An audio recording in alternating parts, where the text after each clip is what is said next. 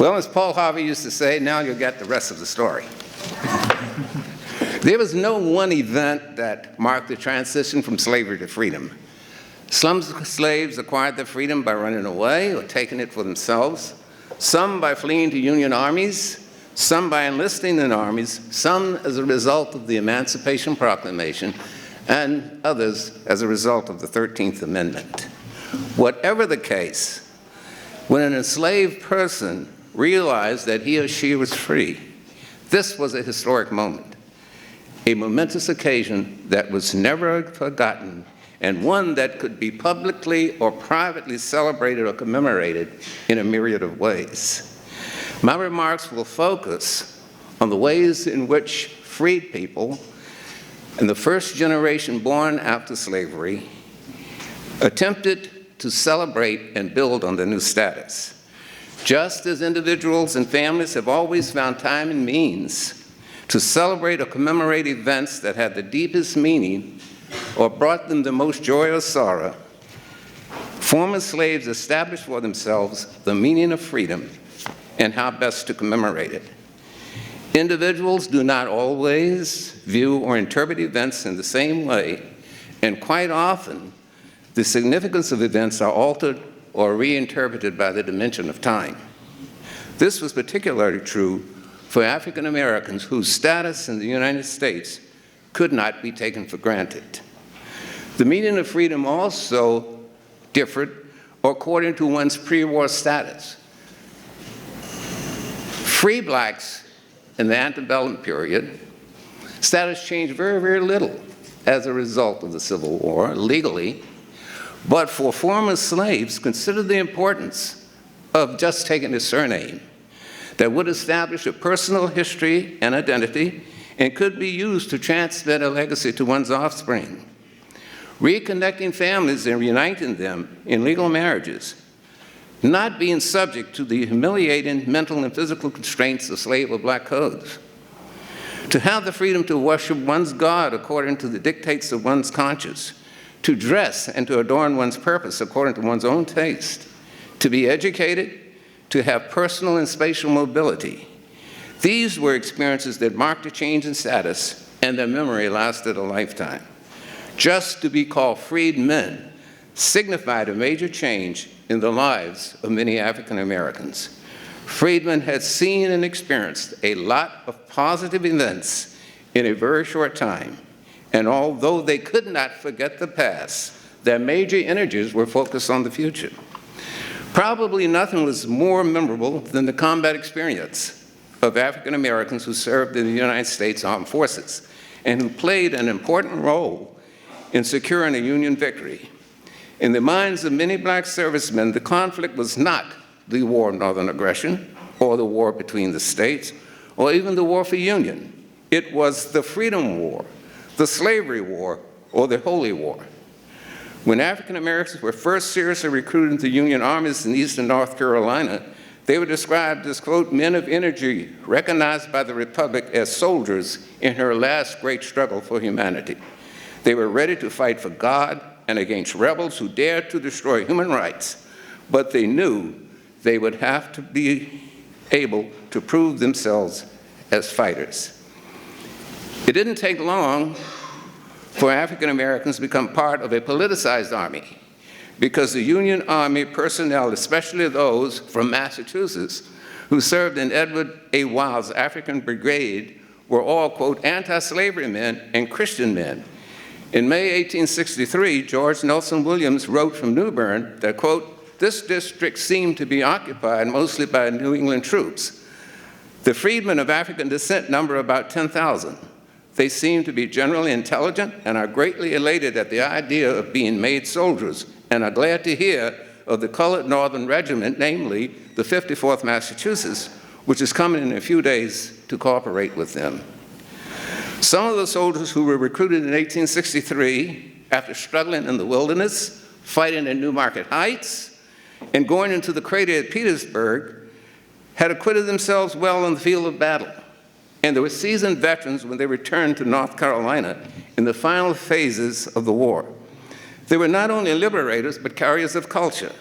After participating in the expeditions against Fort Fisher and a series of subsequent combat engagements, on 22 February 1865, quote, with banners floating, with splendid brass bands discoursing the national air, the colored division of the 25th Corps victoriously entered the city of Wilmington.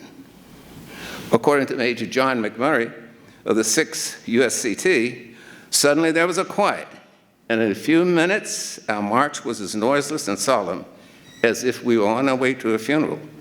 And I think the citizens of Wilmington did recognize it as a funeral, for many of their fond hopes were then and there buried, never to be resurrected. But for African Americans, the day of Jubilee had finally arrived. Human freedom was resurrected and restored to earth amid cries of joy. Freedom today, hooray for Uncle Abe, the world is redeemed. The slaves are free. Representative of these sentiments are those of an elderly black woman when she came in contact with Sergeant Norman Sterrett of the 39th Colored UST and exclaimed, why bless you, it seems like the good Lord has opened up the heavens and handed you down in answer to my prayers. For this woman and other African Americans, the day the Yankees came was one that would never be forgotten. Jonathan C. Gibbs, who was in Wilmington in the spring of 1865, hoped that the children of the U.S. colored troops will, quote, boast and laud their gallant fathers to the skies. Their deeds, the cause in which they died, and the motives which prompted them will constitute more glory and honor for their children than ancestral royalty ever could, and it will be transmitted from generation to generation. Education and control over their religious lives came with the advance of Union armies, and both ranked in importance next to freedom. One former slave remarked in 1863 that of all the evils associated with slavery, there is one sin that slavery committed against me that I will never forget. It robbed me of my education. A goal of many U.S. colored troop units was to have their troops literate by the time of their discharge.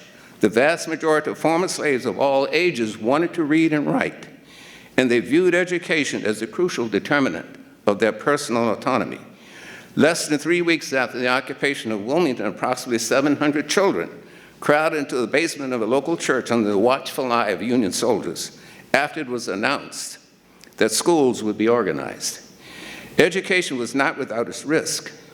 Governor William Graham of 1866 voiced the sentiments of many conservatives when he stated that if freedmen learned how to work on a farm or in a trade, to obey and fulfill the terms of labor contracts, to go to church, they would inexpensively acquire knowledge that was infinitely more important than academic training. Suspected of spreading pernicious notions that would instill into the simple minds of freedmen and subvert social institutions and tend to the races in hostile activities and perpetuate those antagonistic feelings that were prevalent after the war, the Northern teachers who first aided in education received violence from conservatives, and the schools were often destroyed. A former slave in 1931 praised the efforts of the brave Northern educators who came to the South, quote, when ignorance reigned supreme and when blacks, though normally free, were the slaves of degradation. African Americans should be eternally grateful to those Northerners who came to them during the dense darkness of an intellectual night, bearing the torch of Christian education. Oh, what could we have done without them? What would we have done without them? Reminders of their work can be seen in Shaw, Johnson C. Smith, and St. Augustine universities, and other historical black colleges and universities. To safeguard and promote the educational interests of the race, Freedmen in 1866 established the Freedmen's Education Association of North Carolina. This organization had two major problems to deal with. First was how to remember slavery and how to remember the Civil War. The first was whether or not Southern white teachers were suitable for teaching black youth. James Walker Hood and other blacks thought not. And he stated in 1868 that white teachers were incapable of entering into the feelings of a colored child. Besides, the idea of white supremacy was so ingrained in their minds that they will naturally transmit this attitude and perpetuate feelings of inferiority among the students. The next issue was a concerted effort to obtain textbooks for blacks that were not authored by Southerners and that were balanced and free of sectional bias.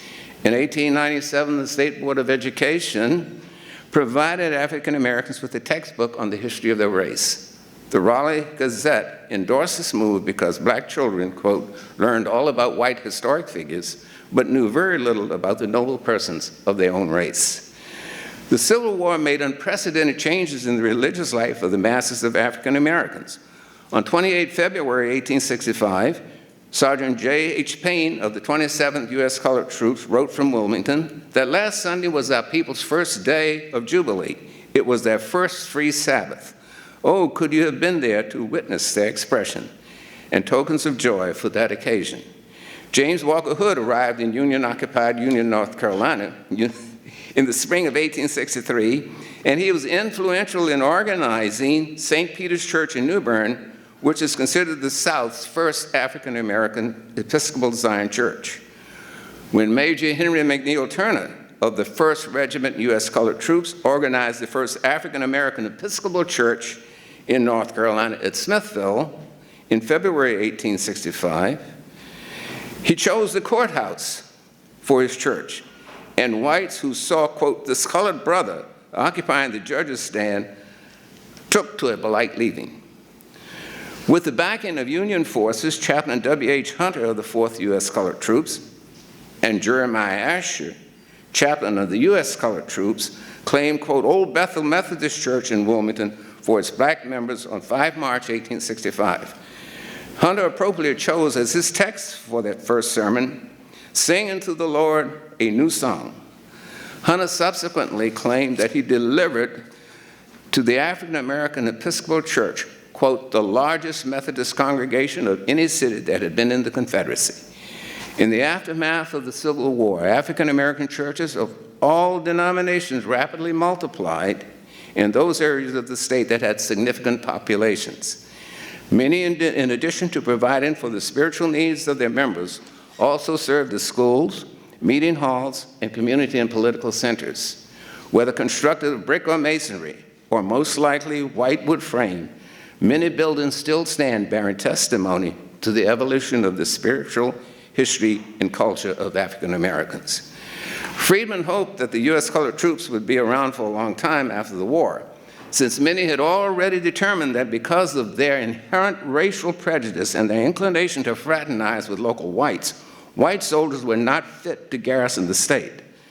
Major Henry Turner was of the opinion that not 1 in 20 white Union soldiers would do justice to the colored man. John Randolph of Washington, North Carolina, had come to this conclusion in 1864 when he reported that soldiers and civilians from the North come out here, and after breathing the poisonous air of prejudice, they curse, abuse, and defraud helpless blacks. In May and June 1865, it was reported in Wilmington that Yankee soldiers were intimidating and inflicted violence upon local blacks and their white school teachers, and that the U.S. Army Provost Marshal at Fort Fisher was even returning freedmen to their former masters, telling them they were not free.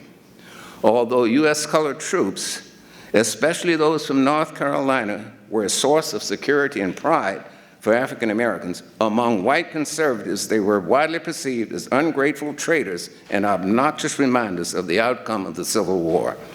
This was particularly true of Confederate veterans who were alleged to be punishing African Americans and white Unionists through violence and court actions.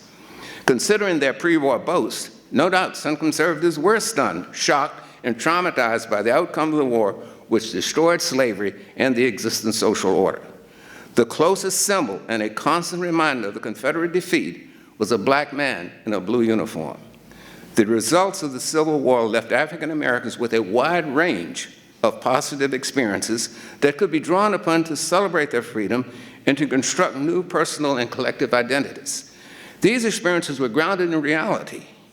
They were on the right side of history, and they could be commended to humanity throughout the ages. African Americans did not have to concoct some version of a mythic past or rely on exploits on the field of battle to remember the war. Despite the risk to their personal safety, African Americans, almost as soon as they were liberated, began to expand and develop their communal life. Acting alone or with Union armies, the Freedmen's Bureau, Union Leagues, Northern missionaries, and Union civilians, they seized control of existing churches, joined new denominations, established schools, fraternal and social institutions, and militia. With the withdrawal of U.S. colored troops from the state, militias, both official and unofficial, were major symbols of the African American military tradition. But there were risks because after redemption, conservative judges frequently outlawed these units on the grounds that they were, quote, illegal and calculated to cause mischief. New communities were also formed, and African American populations in urban areas increased.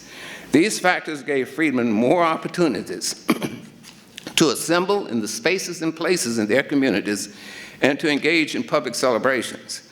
The act of congregating in public to address or commemorate important events was a living reminder of their new status. Speeches and orations at these events were important ways to preserve and transmit the freedmen's version of history. One of the first opportunities for a public event of remembrance came with the death of Abraham Lincoln on 14 April 1865. Lincoln held a special place in the hearts of freedmen, for many believed he was, quote, their earthly all, and that God had raised him up as a Moses for black people, and he had brought them in sight of the sweet land of freedom.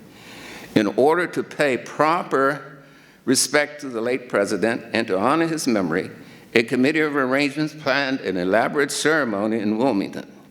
The memorial was held on 27 April 1865, and the, quote, marshal on horseback was George Washington Price, Jr., an African-American leader of the city. Price rode at the head of a 1.5-mile-long funeral procession, and he was followed by delegations from local churches, Union Leagues, and Equal Right League. Lincoln's death stimulated the freedmen's demand for equal rights and privileges, and may even have served as a catalyst for a new political movement. Lincoln became a heroic figure and icon for African Americans. Reverence to him was a feature of most public events during the remainder of the century, and his memory was kept alive by naming schools, hospitals, and other public places in the African American community after him.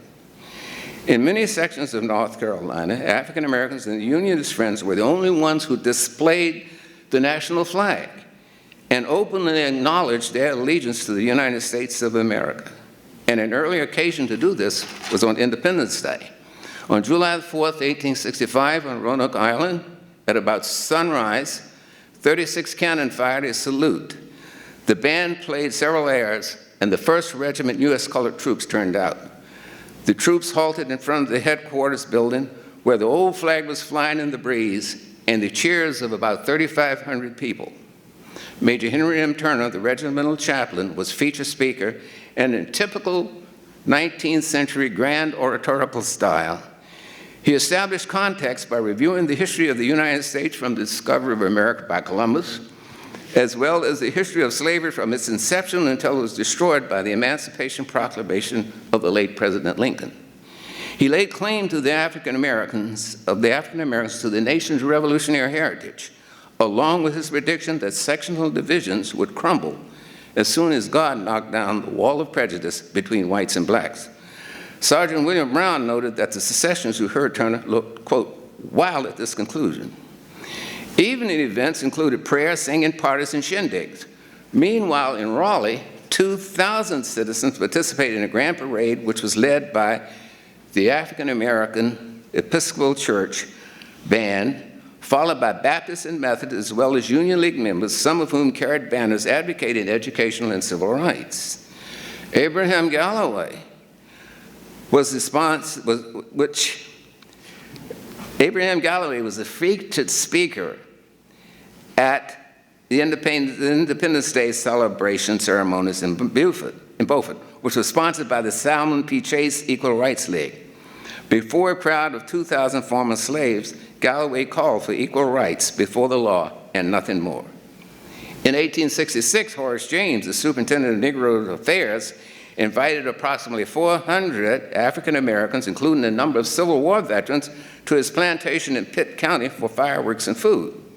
In a show of force designed for local conservatives who were intimidating freedmen, There would also be, quote, a public demonstration of the martial readiness of local veterans, which included mounted drills and marksmanship training using Springfield rifles.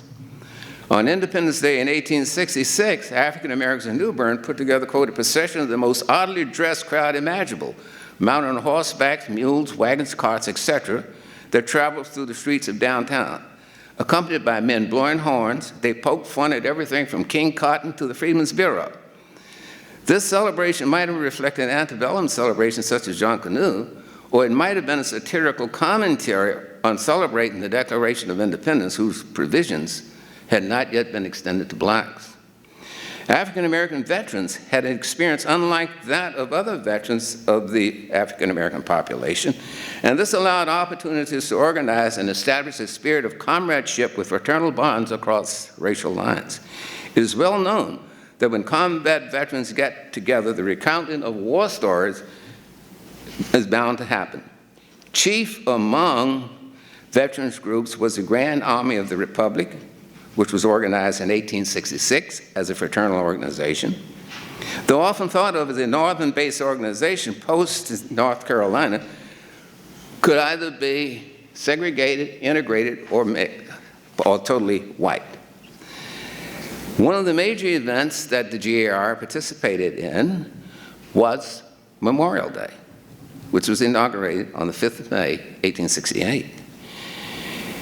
The United States National Cemetery, the most prominent and visible Union War memorial in Wilmington, was opened in 1867 as a final resting place for those men who served the nation in time of conflict, and U.S. colored troops who had died in combat at Sugarloaf and Forks Road were reburied there in a section reserved for blacks.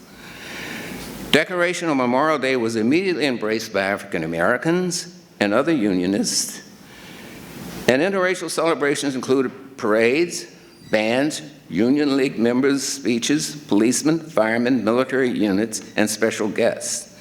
Some of the dignitaries who participated in these programs included Albion Touget, 1874, John C. Dancy, Armand Scott, 1897, and the Reverend J. Allen Kirk, 1898. Both of these men were run out of town in the latter year. Conservatives, however, insisted that ceremonies at the National Cemetery were only for Union veterans, Yankee lovers, and foreigners. In Wilmington, there was even an attempt to have the old New Bern Road, now Market Street, rerouted so that it would not pass the main entrance to the cemetery. In time, the African American community was the only community that celebrated Memorial Day and decorated in honor of the graves of Union Army dead of both races. It was not until 1971 that Memorial Day was officially recognized by the state of North Carolina, and by this time, programs of remembrance had shifted to servicemen from other wars and armed conflicts. Pageantry and celebrations of remembrance do little of substance to improve the lives of African Americans who hoped the results of the war would guarantee their freedom, equality, and citizenship rights. The Union was saved in 1865, but it was not the more perfect Union that Freedmen wanted. As Lincoln suggested in his Gettysburg Address, there had to be a new birth of freedom, and African Americans in North Carolina were committed to working toward this goal. In the summer of 1865, they took collective action and working in concert with Union Leagues, Equal Right Leagues, they tended to support the goal of the Union, the Republican Party, and they were instrumental in helping to pass and support the Civil Rights Act of 1866, the Reconstruction Acts, the 13th, 14th, and 15th Amendments to the Constitution, and the adoption of the 1868 Constitution of the state of North Carolina. Eventually, though, by 1871, conservative whites informed blacks that they had no business celebrating the 4th of July because it was a holiday for white people. It was alleged that blacks had no history until their emancipation, and any celebration or observance of any of the important days or events in the past is gratuitous absurdity and disgusting mockery. This silly notification did not matter much to African Americans, who probably were content to keep the singing prayer meetings, praying, and shindigs associated with white holidays, and to focus on Emancipation Day, an indigenous remembrance that had less risk but real meaning to the greatest number of African Americans. 1 month after the Emancipation Proclamation went into effect, a Union soldier in New Bern reported in February 1863 that the slaves were quite well informed of the proclamation, at least that portion relating to the immediate change in status. The proclamation had a special place in the collective memory of African Americans and might well have been a certificate of a new birth, if you want birth certificates, a new birth of freedom, because there was an immediate change in the lives of slaves in areas under Union control. And certainly it was an affirmation of the idea that there is no life without freedom, really. For well over a half century, Emancipation Day was the most important secular holiday for African Americans, and it was widely commemorated throughout the state. The most important celebrations were held in Wilmington, New Bern, and Raleigh, and they were often attended by delegations and dignitaries from other cities. However, Emancipation Day sort of lost its popularity with the African American community because of a variety of events. The first was at Emancipation Days, it was generally occasions for former slaves to recite their progress since emancipation. Emancipation Day was sort of like a baseline from which they could move forward. They could recite their progress and outline their goals for the future. They could also recount the military heroics of members of the race. But for all of their rhetoric, the notions of progress that they had made, they were very, very risky and very, very transitory. Because what happened was in 1897, and I have to skip around a little here because of time, the Emancipation Day address in Kinston that was delivered by the Reverend C. Dillard, he thought it was a great and progressive time for people to come together en masse with music and song and enthusiasm to attest our approval to this event in American history and the onward trek of the race. Dillard proceeded to place emancipation within the context of history by dating back to the Roman invasion of Britain. American slavery was indeed, as he saw it, the curse of this nation, and the Negro played a prominent figure in the great struggle between the states. The black man contributed 186,000 soldiers whose daring and bravery are conceded by every nation and every union and many Confederate generals who saw them face death with as much manhood as white soldiers. This was not strange to Dillard, because he saw a long line of black warriors stretching from Hannibal to Toussaint to General Antonio Maceo, who was then struggling for freedom in Cuba. Dillard proclaimed that African Americans were making tremendous progress, considering that situation at the end of the Civil War, when the Negro, quote, was without a home, money, or learning, and yet with the responsibility of feeding, clothing, and protecting himself and his family, and as free citizens, were required to support the government and to obey its laws, which they couldn't even read. This was another theme that was stressed at Emancipation Day, how far former slaves had come since their emancipation. Finally, Dillard, echoing familiar themes of the past, he clearly stated that African Americans were citizens of the United States. And even though some speakers did not want to admit it, African Americans are the quintessential Southerners. They are Southerners. And according to Dillard, they love the South. It is the home of the Negro. And he has contributed very largely to its economic development.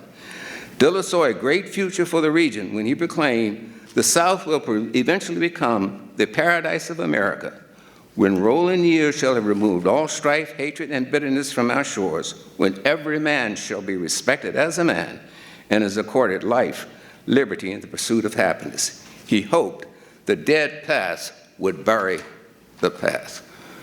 Of course, again, alluding to Faulkner, the past wasn't dead. As a matter of fact, it probably had never even died in North Carolina. In the summer of 1897, Oscar Blacknall publicly suggested that the time had arrived for whites to deal with, quote, the sons of Ham in their midst, this alien who celebrates the anniversary of Appomattox, who rejoices in our sorrows and sorrows over our rejoicing. He must be made to understand we have the power. And that power was clearly manifested in the great white supremacy campaign of 1898, which was followed by disfranchisement, legalized Jim Crow.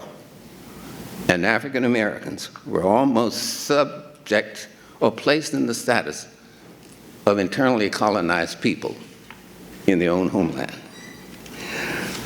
All of this was done here in North Carolina when the national government was in the hands of the Republican Party. At the 1899 Emancipation celebration in Raleigh, the Speaker of the day, William Graves, noted that the future for blacks in North Carolina was indeed dark. The only thing they could do was stand still and wait for the Lord.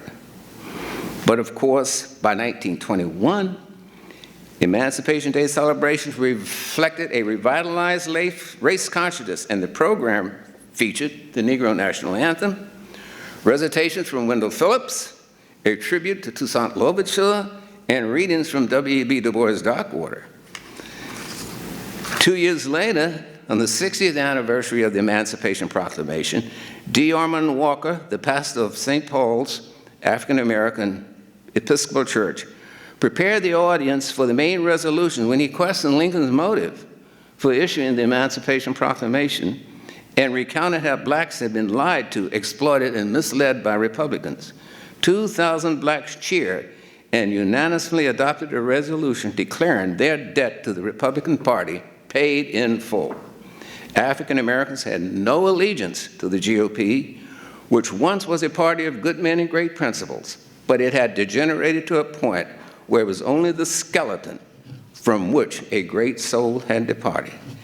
The Emancipation Proclamation was not read in 1927, and in 1928, Professor William S. Turner of Shaw University presented an interpretation of that document, echoing arguments of the progressive school of historians, and one that had been hinted at by James H. Harris at the Freedmen's Convention of 1865. Turner insisted that Lincoln was not motivated by any sentiments of humanitarianism or benevolence when he issued the proclamation, which was an unconstitutional edict. Rather, he hoped the proclamation would spark a slave insurrection in the South. Slaves, according to Turner, were freed by Union armies in the 13th Amendment. But if blacks insisted on worshiping the Emancipation Proclamation, they needed an understanding of its meaning. Some blacks must have wondered if they paid homage to a Lincoln they never knew or a document they did not understand.